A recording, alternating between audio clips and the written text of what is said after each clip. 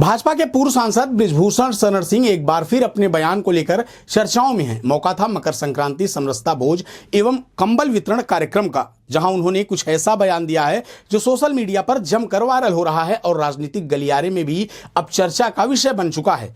कार्यक्रम के दौरान बृजभूषण शरण सिंह ने मंच से अपनी बात रखते हुए राष्ट्रकवि मैथिली शरण गुप्त की प्रसिद्ध कविता पुष्प की अभिलाषा की कुछ पंक्तियां पढ़ते हुए कहा कि अब वह सिर्फ सांसद पद तक सीमित नहीं है, वह सांसद पद से बहुत आगे निकल चुके हैं और ऊपर उठ चुके हैं। यह बात सभी को अब मान लेनी चाहिए। उन्होंने यह भी टिप्पणी की कि उनके सामने सांसद टिकते नहीं हैं और आसपास कई ऐसे लोग हैं जिन्हें जनता तक जानती नहीं है और वो सांसद बन बैठे हैं। आगे अपने संबोधन में बृजभूषण शरण सिंह ने संकेत देते हुए कहा, सांसद का पद उनके लिए मायने नहीं रखता, लेकिन वह राजनीति में पूरी तरह सक्रिय हैं। उन्होंने कहा, एक बार खंभा जरूर गाड़ूंगा, जिसे आगामी लोकसभा चुनाव लड़ने के संकेत के रूप में भी देखा जा रहा है। अपने पुराने अनुभवों को साझा करते हुए बृजभूषण शरण सिंह ने कहा कि उन्हें जनता ने रिटायर नहीं किया, बल्कि एक साजिश के तहत उन्हें राजनीति से बाहर करने की पूरी कोशिश की गई। इस दौरान उन्होंने दावा किया कि वह उन साजिशकर्ताओं को जवाब देने के लिए एक बार लोकसभा जरूर जाएंगे। सीट को लेकर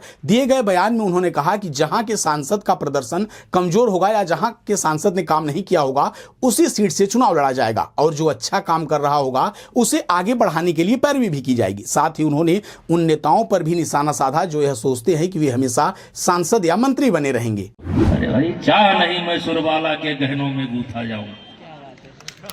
चुनाव से मैं ऊपर हो चुका हूं, सांसद पद से मैं ऊपर हूं इस समय। मान लीजिए हमारी बात, सांसद कहीं हमारे सामने टिकता नहीं है।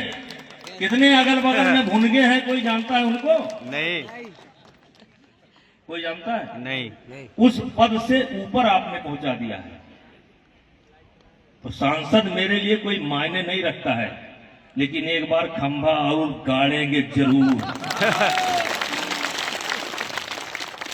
एक बार गाड़ेंगे जरूर, क्योंकि आपने नहीं रिटायर किया, आपने मुझे नहीं रिटायर किया,